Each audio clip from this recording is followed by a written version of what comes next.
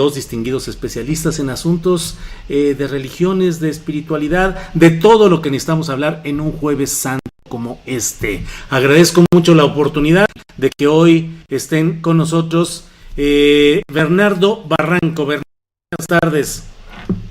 Hola Julio, buenas tardes. Gracias. Mónica Buenas Uribe. tardes. Mónica, buenas Hola, tardes. Julio, Bernardo, ¿cómo están? Ya te vi que te dio mucha risa escuchar que nuestra productora se llama Con lo que hay, pero es que así andamos. Es maravilloso el nombre, me encantó. Pues con lo que hay tenemos que hacer lo que sea necesario. ¿Cuál es el apellido de Con lo que hay? Pues con lo que hay es, querido público, gracias, porque la gente nos permite, nos ayuda soportando errores técnicos, problemas que traemos por ahí, pero bueno, lo esencial es que estamos en un espacio libre, a gusto, contentos de hacer el periodismo que nos gusta, y pues muchas gracias a ambos por esta oportunidad. Mónica, ¿qué estamos viviendo en este Jueves Santo? ¿Por qué es atípico el que estemos en estas condiciones? ¿Qué estamos viviendo hoy los mexicanos en este Jueves Santo? Pues el Jueves Santo, donde no hay visita a las 7 casas, no hay lavatorio, o sea, sí hay lavatorio de pies, pero y hay misa, hay una misa obviamente, como en todo el mundo, en todo el orden católico, pero a puerta cerrada, y una de las grandes tradiciones que es la visita a las 7 casas y todo este tipo de cosas que ya es más de religiosidad popular, pues no se va a poder hacer.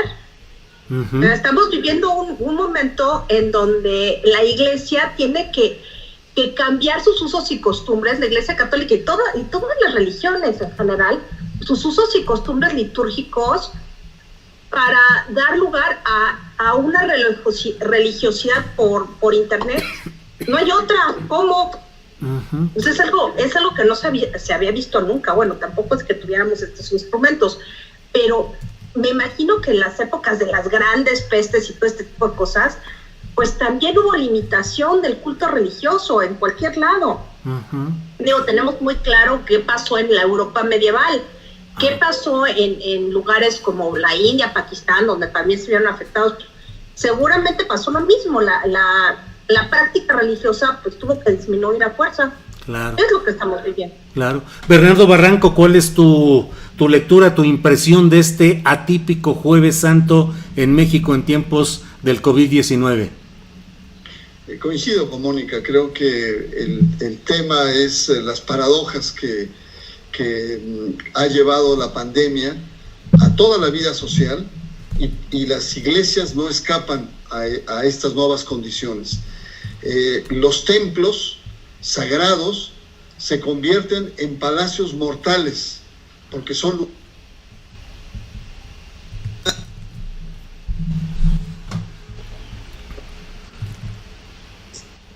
hay una serie de ajustes que ha hecho la iglesia para que veamos imágenes insólitas. Un papa caminando en un gris y húmedo y desierto San Pedro, es una imagen elocuente que tenemos. Otra imagen es el ver Iztapalapa, todo lo que es la pasión, lleno de color, de gente, de vendimia, de mucha energía social, abandonada, totalmente solitaria. Y esto nos lleva, como dice Mónica, a repensar muchas cosas.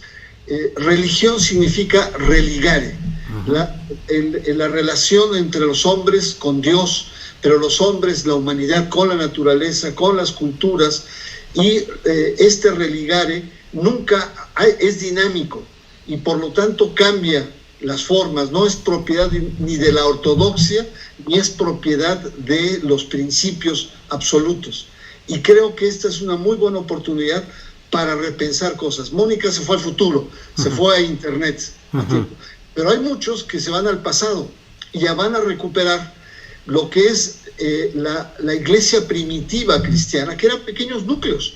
Incluso la iglesia primitiva estaba siendo acosada y vivía en catacumbas, por lo tanto eran casi núcleos familiares. Entonces creo que hay una oportunidad en donde las iglesias, y coincido con Mónica, tienen que repensar su posicionamiento y no absolutizar estas liturgias que probablemente ya la Iglesia Católica de por sí viene en decadencia, y esta es una oportunidad de relanzar cosas nuevas. Gracias, Bernardo. Mónica, ¿cómo relanzar, cómo repensar, qué tanto estas ausencias en el cumplimiento de liturgias y protocolos eclesiásticos pueden implicar que el ser humano en este proceso de repensar, en este aislamiento, comience a buscar alternativas que no sean las de la religión tradicional que han tenido? Bueno, esa es una posibilidad, pero a veces resulta muchísimo mejor lo malo por conocido que lo bueno por conocer. Uh-huh. Ese es un hecho. Entonces, me parece que ya hay un movimiento interesante dentro de la Iglesia Católica. Hoy en la mañana estaba leyendo algo así como Do It Yourself Mass, es una misa para hacerla en casa. Uh-huh. Y yo decía, bueno, pues casi todo se puede hacer salvo una cosa, que se pueda comulgar. Ese tema tiene que ver con la consagración de una persona y un orden que viene desde tiempos apostólicos. O sea, el sacramento del orden, pues nos habla de un linaje apostólico que conecta con el propio Jesucristo. Entonces, bueno, vamos a hacer misas caseras, vamos a hacer liturgias caseras. Está bien, mucha gente tiene la costumbre de rezar el rosario, o tenía de rezar el rosario en casa, reunirse a leer las Sagradas Escrituras. Había otras costumbres hace 50, 60 años en donde la religiosidad era más de casa y donde la mujer tenía, curiosamente, más espacio. Pero creo que en este momento vamos a tener que entrar en las nuevas tecnologías.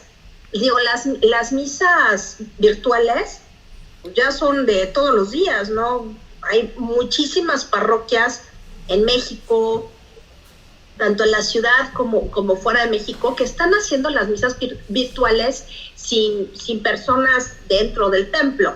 Ahora, ¿qué es lo único que no se puede hacer y qué es el centro de la misa? La Eucaristía. Entonces, ahí sí se plantea un problema teológico y pastoral muy fuerte, porque no veo cómo no sé, de manera 3D un sacerdote esté oficiando misa por internet y de pronto salga la manita en la computadora de todo el mundo o en la impresora con la Eucaristía. O sea, pues es el cuerpo y la sangre de Cristo, pues ¿cómo? Entonces claro, sí, hay problemas que se van a tener que dirimir a nivel teológico para ver cómo se resuelve este tema del do it yourself mass o lo que sea, cualquier rito que se haga en casa y que tenga no solamente la validez, sino que sí sea católico en términos de que se crea lo mismo en todo tiempo y en todo lugar, aunque varíen las costumbres, que esa es la parte interesante de la Iglesia Católica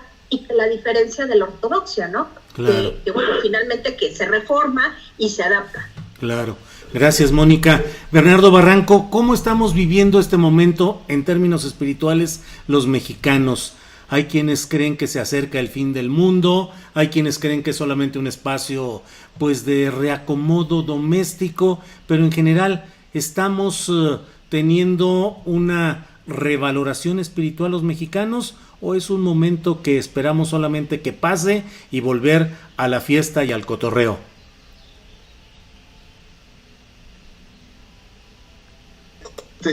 O más bien de una perspectiva histórica, los momentos de mayor dificultad han sido momentos de búsqueda de espiritualidad y de fe. Te pongo un ejemplo, en 95 y en el 2008 hubo un boom de ascenso por la Virgen de Guadalupe. Y evidentemente era la crisis que creó una gran conmoción en 95 y en 98 también. Es decir, aquí nos referimos a la religiosidad popular que en este momento encuentra en la dimensión mistérica un espacio o un refugio de salvación. Y esto es lo que me parece interesante, es decir, sabiendo que las instituciones frente a un tema como la epidemia que estamos confrontando es incapaz de poder dar servicios a todos, ¿no? O el bienestar médico o una protección desde el punto de vista estructural económico, es decir, un Estado rebasado, la gente recurre a esta dimensión mistérica de lo religioso. Porque así ha sido, los pobres han soportado penurias inmensas como inundaciones, sequías, terremotos, etcétera, y tienen a la fe como este manto protector. Tienen a su religiosidad esta dimensión mistérica que les permite tener viabilidad en un futuro. Si tú quieres, es una dimensión milagrera, hay un pensamiento mágico, pero ahí está, forma parte de esa religiosidad popular. Entonces, sí me parece que en este momento hay una necesidad de encontrar esta dimensión espiritual. Paradójicamente, las iglesias están estructuralmente bloqueadas, no pueden dar y recurren a internet o a otras fórmulas, pero hay confesiones vía internet, hay paraliturgias vía internet, el Estado ha dado permisos especiales para que las iglesias transmitan vía la televisión abierta, incluso la televisión oficial, ceremonias. Es decir, vivimos un momento muy particular, pero yo sí creo que puede ser anticipatorio a cosas nuevas. Y en lugar de tener la gran catedral, a lo mejor YouTube se convierte en el nuevo espacio religioso del futuro. Ándale, ¿y el Vaticano sería ahora un estudio de televisión? Sería una reliquia codiciada, si tú quieres. Pero los tiempos actuales te están planteando que efectivamente la transmisión de la fe tiene que estar viendo hacia futuro. Y si la tecnología ha simbrado la vida cultural y la cotidianidad, yo estoy seguro que también esto va a simbrar no solamente las estructuras o la liturgia, como ha señalado muy bien Mónica, sino yo diría hasta la estructura misma de la fe. Mónica, ¿se ha quedado pasmada la estructura operativa de la iglesia dominante en México o mayoritaria, que es la católica, apostólica y romana? Es decir, ¿dónde están los sacerdotes en este momento, los obispos, los cardenales, ejerciendo el ministerio de tratar de ayudar a la gente a entender los momentos, de dar esperanza, de promover fe? ¿Se ha quedado pasmada esa estructura eclesiástica? Yo creo que se ha quedado aparentemente pasmada. No está pasmada, ahí está toda la red Cáritas, que tiene que operar en algún momento y que seguramente está operando. Acuérdense que la iglesia tiene con los institutos de vida consagrada y las órdenes religiosas, tiene elementos que se dedican a la salud. Hay una Federación de Religiosas Enfermeras de México que desde 1940 son enfermeras que participan en los espacios de salud públicos y privados. O sea, no es que la iglesia esté fuera. Hay que pensar a la iglesia como un todo. No solamente la iglesia es el agente pastoral consagrado, sino también los fieles laicos. Muchos fieles laicos están operando, Cáritas funciona a través de los donativos y el trabajo de fieles laicos que están comprometidos con su religión y con su iglesia. Otra cuestión es, me parece que hicieron la SEM se ha movido discreta, pero hábilmente en este caso. Ellos mismos anunciaron que iban a mitigar la reunión de personas y recomendaron, desde antes de que el gobierno federal lo recomendara, que no hubiera misas. La Conferencia Episcopal Mexicana. La Conferencia del Episcopado Mexicano dijeron, a ver, es competencia del obispo porque no se pueden saltar esa cuestión del derecho canónico. Un obispo es como gobierno en su territorio. Uh-huh.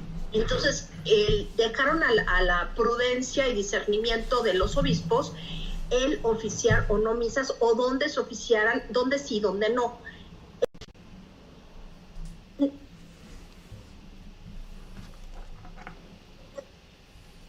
Ahí traemos algún problema de sonido, Mónica, perdón. A ver, ¿me escuchan ahí? Ahí te escuchamos, sí, ahí te escuchamos. ¿Ahí me escuchan? Sí, bueno, sí. En la Arquidiócesis de México hubo mucha molestia de parte de muchos sacerdotes porque no se cerraron las iglesias de manera inmediata, porque están plenamente conscientes del peligro que es tener a la comunidad junta. Y muchos sacerdotes decidieron ya no oficiar desde el 15 de marzo. Incluso yo estuve en la Basílica de Guadalupe el mismo 15 de marzo. No entré a la basílica, estuve por la villa y se veía muchísima menos gente y sí se veía que los oficios religiosos no había tanta gente. Uh-huh. Entonces yo creo que entre los mismos fieles y los mismos sacerdotes dijeron, ¿saben qué? Mejor vámonos a internet. Yo tengo un primo en Sonora que tiene su sitio web, que es párroco de Banamichi en Sonora y que oficia misas 2 veces al día. Y lo hace como lo tiene que hacer regularmente. O sea, no ha dejado de oficiar, dice que se siente rarísimo porque lo hace en solitario, pero que eso es su chamba y lo tiene que hacer. Ahora, hay otro punto interesante. Los grupos católicos ultratradicionales, sobre todo en Estados Unidos, que se están negando a que se cierren las iglesias, que están realmente en pie de guerra. Ya ha sido muy difícil controlar la asistencia a misas y para liturgias. Yo creo que ahí tiene que ver los fieles y el clero. Y en el caso mexicano yo creo que la iglesia ha tenido una función positiva, discreta, pero positiva. Claro. Pues, Bernardo Barranco, ¿estamos viviendo signos apocalípticos? Ándale, te estás poniendo espeso, mi querido. Pues así se ven. Aprovechando la oportunidad de contar con su opinión, pues déjenme soltarme. Mira, hay interpretaciones. Mónica ya señaló grupos tradicionalistas. Hay muchos actores religiosos que siguen con esta lógica de ver esta pandemia como una tragedia que es reflejo de un comportamiento malo por parte de la sociedad. Es decir, hay una dimensión de culpa. Dios interviene en la historia, está muy presente en el Antiguo Testamento, y castiga el mal comportamiento de la sociedad.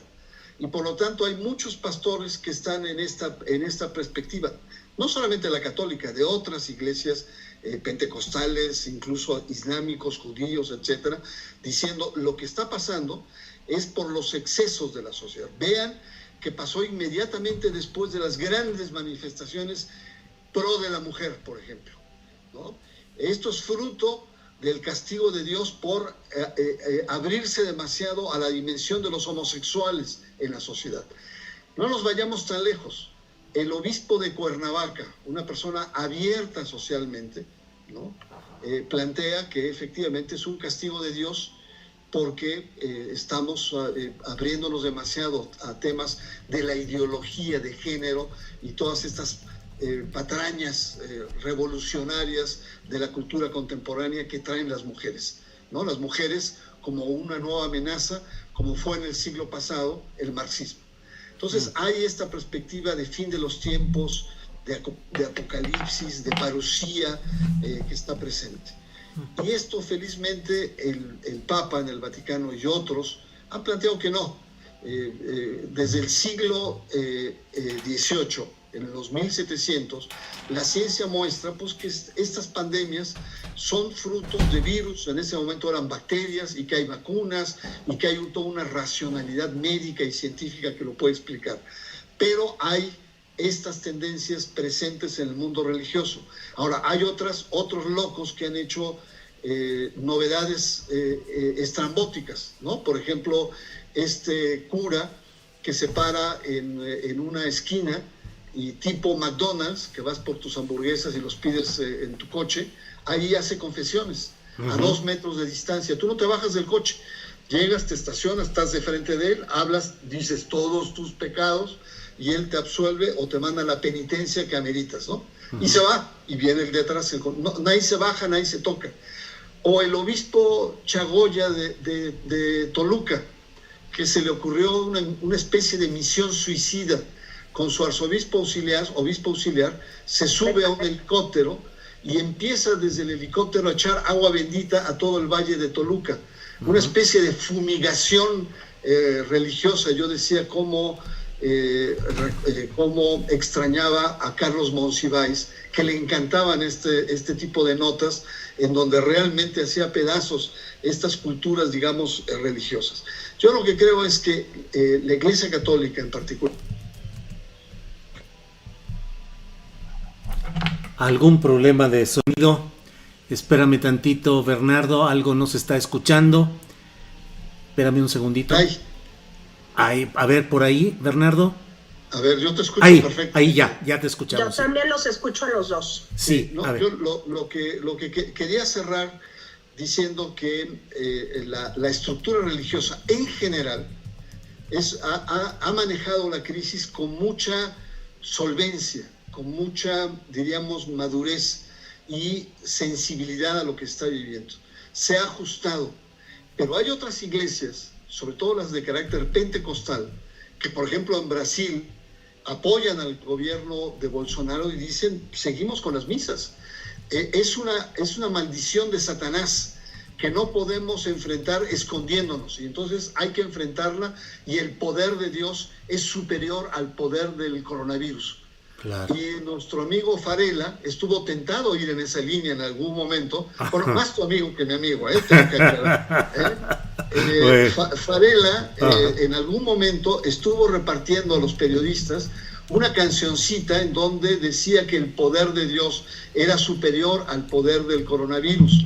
No le tuviéramos miedo, y llegó a declarar que iban a tener misas siempre y cuando no superaran los 5,000 miembros en esa congregación. Anda. Por supuesto que echó marcha atrás frente a las medidas oficiales, pero las tentaciones ahí están. Gracias, Bernardo. Mónica, ¿castigo divino por los pecados agravados y crecientes de la humanidad? Ay, no, por supuesto que no. A ver, evidentemente las iglesias históricas y las religiones históricas que tienen una relación sana con la ciencia, por supuesto que dicen, bueno, es una mutación que ocurrió en la naturaleza. Ni siquiera se plantean la posibilidad de un virus de diseño de laboratorio. Uh-huh. Ni siquiera, que es el caso de la católica, la anglicana, el judaísmo. Y pueden venir a cuento todas estas pararreligiosidades que tienen que ver con las ideas pues no sé, o sea, apocalípticas sí, pero también toda esta idea de estas crisis, el terror, que no les quiero dar el nombre exacto porque me parece patético, pero sí estos grupos de teorías de conspiración, que algunos son casi pararreligiosos. Ahí se maneja esta cuestión, pero en las iglesias institucionales no se maneja el tema. Uh-huh. Así se mantiene. Así se mantiene como una cuestión natural que sucede en la naturaleza, porque hay una mutación de un virus. Para eso el Vaticano, en el caso concreto, tiene una academia de ciencias. La Iglesia Católica no está peleada con la ciencia. Ciencia y fe no están peleados. Tienen epistemologías distintas. Uno no puede conocer la naturaleza a través de una epistemología religiosa, ni viceversa. No se puede conocer a Dios a través de una epistemología científica. Es un problema de método, claro. Nada más. Y la Iglesia lo tiene claro, la Iglesia Católica. Mónica, ¿podría darse que surja alguna nueva iglesia o credo que trate de aprovechar la circunstancia de hoy, los miedos, los temores de gran parte de la humanidad, y que surja algún nuevo predicador y que traten de crear la iglesia del más allá, o no sé, la iglesia de la salud religiosa? No se debe excluir la posibilidad. No des ideas. No se debe excluir la posibilidad, pero digo, sobre todo porque hay mucha división entre los grupos paracristianos. Siempre hay división y la hay constantemente. Entonces no se debe excluir la posibilidad. Ahora que les hagan caso, bueno, quién sabe. Claro. Bernardo. Como escenario, es un escenario tendencial. Claro. Pero claro. Ahora sí que la bola de cristal no la tengo aquí como para ver qué onda. Bernardo, no resisto la tentación de preguntarte tu opinión, ya que hablamos de estas interpretaciones religiosas y su aplicación en la política. Hablamos tangencialmente de Arturo Farela, el líder de Confraternice, que es la organización evangélica tan cercana al presidente López Obrador. No resisto la tentación de preguntarte qué opinas de lo que ha dicho el sacerdote Alejandro Solalinde, de que el presidente López Obrador es un santo y que la cuarta transformación es la Pascua, es similar a la Pascua. ¿Qué opinas de eso, Bernardo? Bueno, mira, yo soy muy amigo de Alejandro, incluso tiene un libro autobiográfico que me pidió que se lo prologara. Es una persona cercana que conozco cuando él casi era niño. Yo era un joven sacerdote y yo estaba muy jovencito y lo conocí en Toluca. En mis inicios en la teología de la liberación, terminé en la cárcel junto con otros jóvenes jesuitas, y Alejandro Solalinde en ese momento, él era un consentido del obispo Arturo Vélez, que era casi miembro del grupo Atlacomulco en su versión religiosa. Y él nos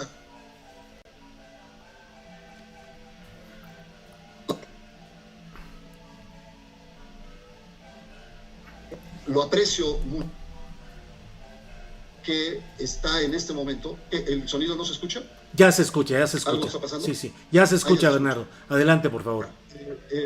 Lo conozco de años, Alejandro Solalinde, lo aprecio bien, pero creo que ahora está exagerando en este papel porque está colocando a un actor político en una tesitura mesiánica. Y el mesianismo va muy bien en la dimensión religiosa, en los estudios bíblicos, históricos, pero es nefasto cuando lo trasladas al mundo de la política. Y ya de por sí tienes a un presidente muy tentado por esta tentación mesiánica, como para que tenga en Arturo Farela y en Alejandro Solalinde actores que estén alimentando esta dimensión. Es decir, el presidente de un Estado laico puede creer en lo que él quiera, puede tener la expresión religiosa más profunda. El problema es cuando esta expresión de vivencia interior de fe se traduce en política pública, entonces ahí el presidente está faltando a la dimensión laica. Y es lo que tratamos de decir en ese libro que tú me hiciste favor de presentar hace algunas semanas. Sí. Es decir, el presidente, y por lo tanto entonces Alejandro Solalinde, con todo el cariño que le tengo, con toda la amistad, creo que está favoreciendo esta actitud pararreligiosa del presidente de la República. Entonces sí creo que tiene que ser sacudido Alejandro Solalinde, de tal suerte que no exagere en este tipo de expresiones de concebir al presidente como una especie de extensión de deidad en la vida política del país, porque no lo es. Ya se nos fue Mónica. Ya regresó. Es que fue rescatar a la perra para que no ladre y no nos interrumpa. No, hombre, aunque ladre, no importa. Aquí es ecológico todo. Okay. Y con mucho amor a los animales. Pensé que te estaba llamando Alejandro Solalinde. No, ni hablar del peluquín. No. Bueno, Bernardo, perdón. ¿Terminaste tu exposición? Con esto concluí. Creo que tenemos que ser muy críticos, incluso sus amigos cercanos, a estas posturas que no ayudan a la vida política del país. Gracias. ¿No? Hay dimensiones muy claras y muy específicas, y Alejandro Solalinde se está convirtiendo en un factor de contaminación de la dimensión religiosa y la dimensión política. Gracias, Bernardo. Mónica, ¿qué piensas sobre este mismo tema de las declaraciones del sacerdote Alejandro Solalinde? Mira, yo no lo conozco personalmente, no tengo el gusto. Lo conozco de archivos, porque me lo he encontrado reiteradamente en varios de los archivos que he revisado. Yo creo que es un personaje muy interesante, primero porque fue carmelita en algún momento, y bueno, pasó al clero secular, y ha tenido una labor muy, muy buena con la cuestión de los migrantes. O sea, no podemos olvidar esa parte muy positiva de Alejandro Solalinde, pero realmente este posicionamiento político que ha hecho últimas fechas, yo digo así muy, muy, muy castizamente, ya perdió el oremos. Perdió la brújula. No me gusta que esté siendo como la contraparte católica de Farela en el ámbito político, porque siento que son dos discursos muy radicalizados que nos muestran solo una parte, y una parte no precisamente la más sana de sus respectivas filiaciones religiosas. Ahora, coincido totalmente con Bernardo. Esta asociación del presidente con estos dos personajes religiosos, no en lo personal, porque lo personal es problema suyo. Cada quien tiene los amigos que quiere y cree lo que quiere, pero si se traducen en política pública, tenemos problemas. Tenemos problemas porque el Estado laico es muy claro en poner, no diques al mar, pero sí en poner una cierta división de esferas, que es muy saludable si tomamos en consideración el tipo de cultura política que tenemos y que nos introyectaron toda esta cuestión de laicismo, laicidad.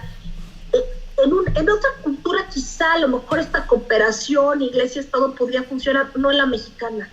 Uh-huh. Y ese es donde resulta estridente Solalinde, porque hay un punto de estridencia. A mí me gustaría añadir, Julio, que Alejandro es un actor religioso muy importante en la vida de la iglesia, y siempre ha optado por vías heterodoxas. O sea, no estudió en seminario, ¿no? Tiene una carrera, estudió educación y después ha hecho diferentes carreras. Tuvo una ordenación y no pasó por seminario ni estuvo en cardinal. Chihuahua. Sí. Perdón, se corta tantito, Bernardo, perdón, y luego se restablece, no sabemos a qué se deba en tu caso. Habla tantito, por favor. A ver, ahora se escucha. Ya, ahí, seguramente ya. Ahí ya. Perdón, habías dicho lo de Solalinde de sus características especiales, sí. Es heterodoxo, uh-huh. No hizo un seminario, no hizo estudios formales en teología. Él ha tenido diferentes escuelas, universidades, cursos, etcétera. Pero ha sido sobre todo una persona muy valiente que ha salido de esa ortodoxia, sobre todo el tema de los derechos humanos en los migrantes. Se la jugó a Solalinde en una pequeña ranchería en Oaxaca. En Centroamérica lo adoran, lo quieren mucho, le dicen el Padre Sol, porque es un equivalente de Romero en México, por uh-huh. esta enorme voluntad y capacidad de entregarse a las causas de los migrantes centroamericanos. Es decir, es un personaje de valor. Uh-huh. El problema que yo veo con Alejandro Solalinde es que él ha comprado de manera absoluta el paquete, más que de la Cuarta Transformación, de Andrés Manuel López Obrador. Y por lo tanto, entonces, lo está defendiendo a capa y espada. Se está empezando a distanciar y a pelear con amigos históricos naturales como Javier Sicilia, como Alberto Atié y otros más. Entonces, tiene sus consecuencias. Y el problema ya lo estamos empezando a ver. Cuando hace unos días el presidente López Obrador empieza a justificar la opción de la vía económica que ha optado frente a la crisis de la pandemia, cita a Juan Pablo II y cita a Jesús, uh-huh. Como diciendo, ellos optan por los pobres, por lo tanto voy en buen camino, yo estoy optando porque la crisis económica no la vuelva a pagar el pueblo pobre, sino la paguemos todos. Yo estaría de acuerdo en su postura, pero su postura tiene que tener una justificación política, racional o en términos económicos. ¿Por qué él opta por no favorecer a las grandes empresas? Pero no utilizar una justificación teológica recurriendo al Papa y recurriendo a Jesús. Eso no me cabe en la cultura política mexicana. Es algo que creo que con este tipo de declaraciones Alejandro Solalinde y Arturo Farela están propiciando en un presidente que lo que requiere es tener, digamos, mucha sensibilidad en la racionalidad política de sus opciones y no ir a justificaciones metasociales, mistéricas, milagreras o mágicas. Gracias, Bernardo. Mónica, hemos hablado mucho de los partícipes desde el flanco de la Iglesia Católica, Apostólica y Romana. ¿Cómo está el factor? ¿Cómo están moviéndose? ¿Qué hay en cuanto a otro tipo de denominaciones religiosas, las conocidas generalmente como cristianas o evangélicas? Ortodoxas. Ortodoxas. Mira, Los ortodoxos, eso sí tengo clarísimo porque tengo mucho contacto con ellos, están haciendo básicamente, ortodoxos y anglicanos, están haciendo básicamente lo mismo que la Iglesia Católica. Están haciendo misas, video y demás parientes. Yo me quiero suponer, los evangélicos, como son tantos y están tan atomizados, tienen pues un rango de impacto muy pequeño porque son pequeños grupos que se van, que se van conjugando y se hacen redes, pero en realidad su rango puede ser de barrio o puede ser de colonia o quizá de municipio. Pues están haciendo lo que la mayor parte de la población, o sea, no hay como tampoco tienen esa identidad institucional clara, tampoco se puede decir que tengan una acción institucional clara frente a la pandemia. Están haciendo lo que la población en general. No se ve una actividad muy específica en este punto. Bien, gracias, Mónica. Bernardo, cuando se agudicen los problemas sanitarios y económicos, porque inevitablemente vamos en ese proceso ascendente, así es en todos los países y México inevitablemente avanzará en eso, en números y en cuantía que no conocemos, pero en los momentos más críticos, ¿qué avisoras, Bernardo? La recurrencia mayoritaria al guadalupanismo, si llegan los momentos tan críticos que en algunos países se han dado, pienso en Guayaquil, pienso en algunos lugares en Italia, ¿qué puede suceder con esa religiosidad en los mexicanos? Bueno, ya te había comentado que tiende a incrementarse, es un recurso natural de protección que tiene la población. La cuestión es cómo se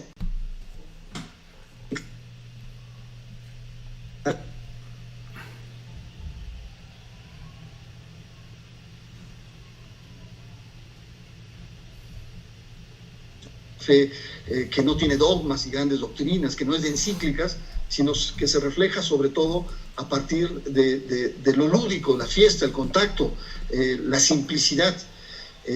Yo creo que ya se está empezando a dejar sentir una necesidad de un acompañamiento en lo que es la espiritualidad y podríamos decir en términos populares una cierta meditación.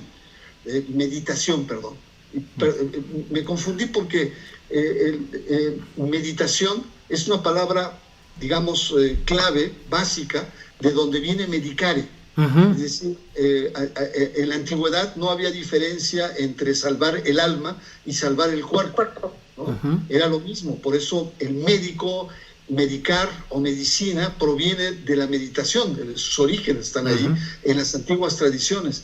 Uh-huh. Y creo que en ese sentido la gente busca también esa dimensión de un alivio no solamente físico a su cuerpo o enfrentar una pandemia agresiva, sino también elementos que han estado presentes en estos momentos porque muchas soberbias se han bajado, porque hay cosas que se han replanteado, el hecho de estar en casa, el hecho de estar recluido, los hombres de gran poder, los hombres de gran empresa, como la gente más sencilla. Y esto reacomoda muchas cosas.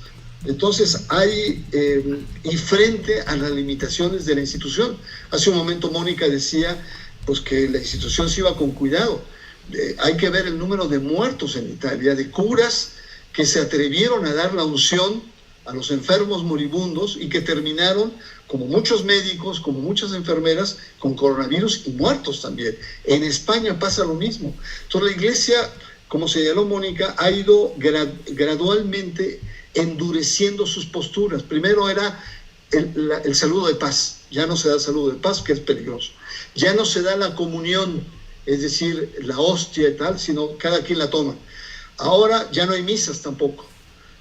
Y dejan que los curas, a riesgo propio, hagan este tipo de operaciones de ir, por ejemplo, con la gente enferma a hacer confesiones, uh-huh, ¿no? Con las medidas y los riesgos que esto conlleva. Y les advierten que tengan mucho cuidado porque hay un número elevado, sobre todo en Italia y en Francia, de muertos. Entonces, A mí sí me parece muy interesante ver cómo el coronavirus lo que ha representado es un reacomodo muy grande en materia de las diferentes creencias y que quizá no pensar en nuevos predicadores que traigan doctrinas diferentes, pero yo creo que aquí se está jugando la creatividad. Aquellos que se acomoden a las nuevas circunstancias van probablemente a salir más favorecidos, y no son las grandes iglesias con grandes estructuras. Yo creo que son más bien las pequeñas iglesias. Julio Alejandro, ¿quieres hacer una pregunta? Sí, bueno, es muy importante, interesante lo que comenta Bernardo. Estamos viendo aquí en el Daily Mail que dice: Italia tiene 100 doctores que mueren por el coronavirus, y añade que hay 30 enfermeros y enfermeras que han muerto también por el coronavirus. No sé si alguno de ustedes dos tenga datos sobre sacerdotes o sobre alguna religión o gente religiosa que haya muerto específicamente por este tipo de enfermedades al estar en contacto con una actividad o con un ecosistema religioso. Y también, de la misma manera, en México pues somos 95-96% católico. De los otros grupos minoritarios religiosos que existen en México, los judíos, 40,000 de ellos, los musulmanes, que no sé cuántos sean, han de ser unos 10,000, 20,000, 50,000, ya me dirán ustedes. ¿Cómo es que estas comunidades están viendo el coronavirus dentro de México? O sea, todas las otras religiones que no son las católicas o las cristianas, que son minoritarias, ¿tienen particularidades y cómo las están viendo? Mira, muy rápidamente, porque es importante escuchar el punto de vista de Mónica. No tengo las cifras exactas, pero en Italia, que ha sido muy extendido, hay un número importante de sacerdotes que se podrá ver en internet, pero yo calculo que son más de 20 o 30 quizá, que han muerto. Incluso se habló en algún momento que el Papa mismo tuvo coronavirus, pero fue una gripe fuerte, fue una influenza que lo dejó fuera alrededor de semana y media, pero no así con incluso miembros de la alta curia vaticana. Hace poco salió que un alto responsable de dicasterio tenía coronavirus. Es decir, pues, se ha expandido en Italia por todas partes, hasta los futbolistas, artistas, etcétera, y la iglesia no es la excepción, y más los curas que están en contacto directo con mucha gente. Esa es parte de su trabajo. Entonces, este sería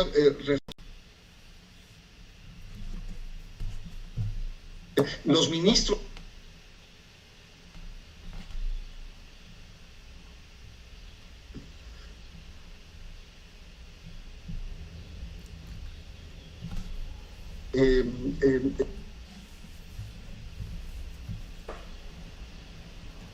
De católicos, 83% de católicos, y hay alrededor de un 7 a un 10% de evangélicos, que son iglesias históricas, pero también los nuevos movimientos pentecostales. Aquí en México.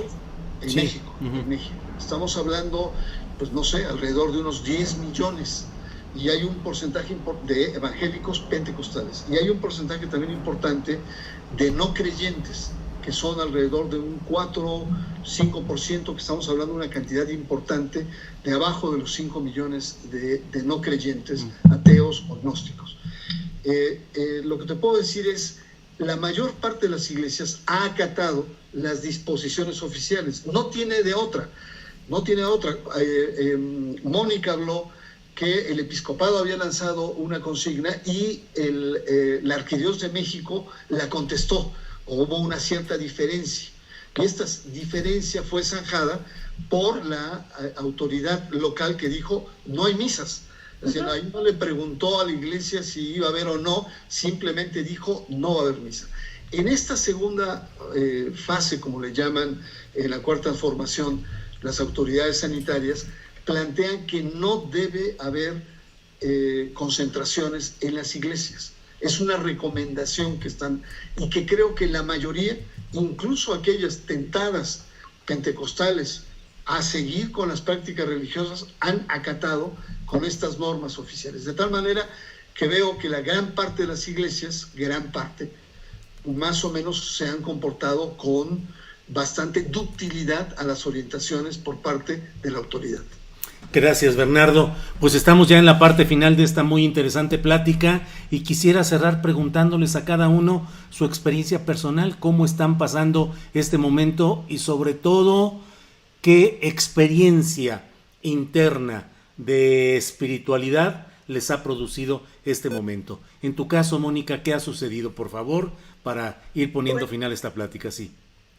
A ver, yo he seguido trabajando mis cuestiones académicas muy normalmente, encerrada, sí, yo vivo sola con mi perro y con mi gato, entonces no tengo mayor problema, me comunico con mi hijo, con mi exmarido y la parentela, ¿no? Pero en realidad yo no soy una persona tan salidora, o sea, cuando salgo sí voy, me divierto y hago lo que quiero, ¿no? Pero en realidad soy una persona encerrada, entonces no he tenido mucho problema en quedarme. Y en términos espirituales, bueno, yo no me creo la cuestión del castigo divino, obviamente no.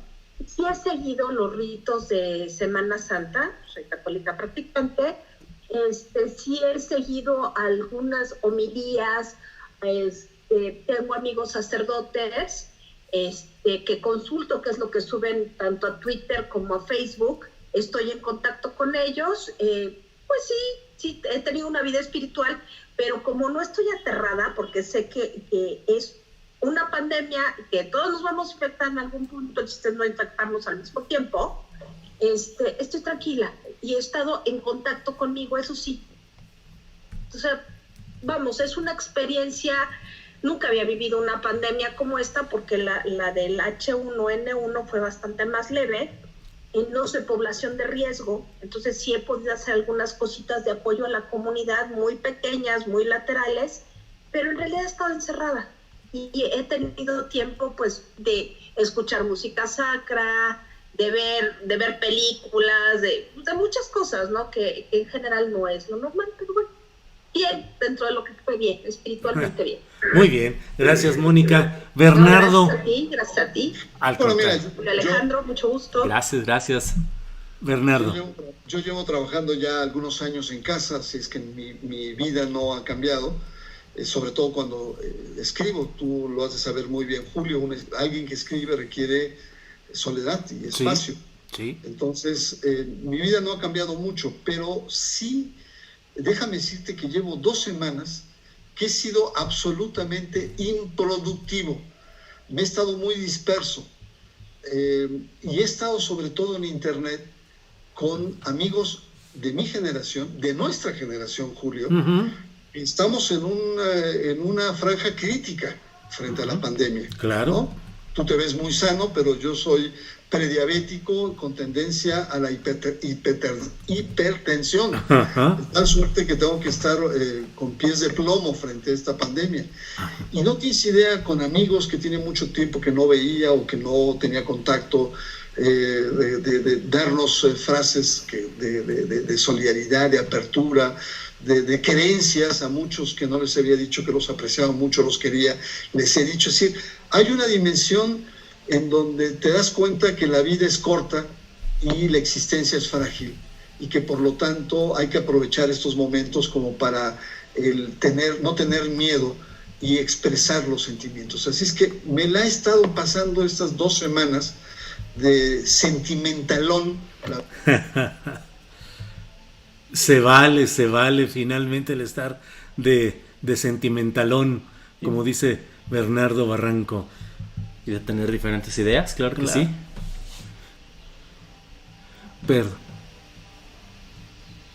Bueno, pues qué interesante. Y renegando de mis hijos. Perdón. Caray. Porque son los verdaderos dictadores. Claro. Qué fuerte. Perdón. Qué fuerte. No me dejan sacar, Mónica, tu hijo está todavía chiquito, pero los míos no me dejan ni siquiera. ¿Chiquito? ¿Tiene casi 22? Bueno, para mí es el más pequeño, tengo de 30, y nada más asomar mi nariz a la calle ya es un acto así como claro, tú estás joven, estás fuerte, ellos me cuidan, ciertamente, les agradezco. Qué bueno que te cuiden, pero hombre. Pero son bravos, son bravos. Así nos va, Bernardo. Debo decirte, así nos va. Tú me entiendes. Yo te entiendo. Tengo aquí mi vigilante y custodio, Julio Alejandro. ¿Es tu hijo? Sí, Julio Alejandro es mi hijo.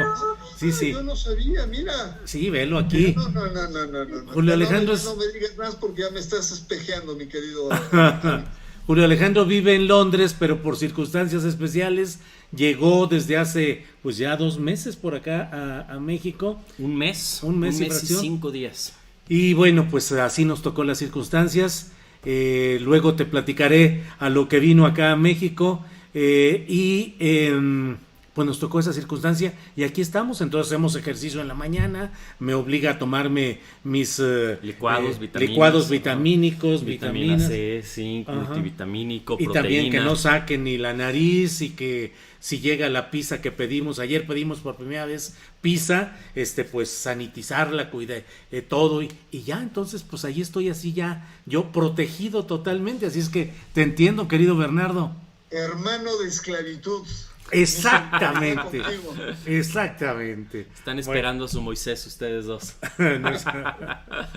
Bueno, pues Bernardo y Mónica, muchas gracias por esta oportunidad de una plática. Julio Alejandro, mucho gusto. Mucho gusto, muchas gracias a los dos, muy interesante, estamos viendo muy buenos comentarios y bueno, pues aquí andamos, aquí vamos a seguir.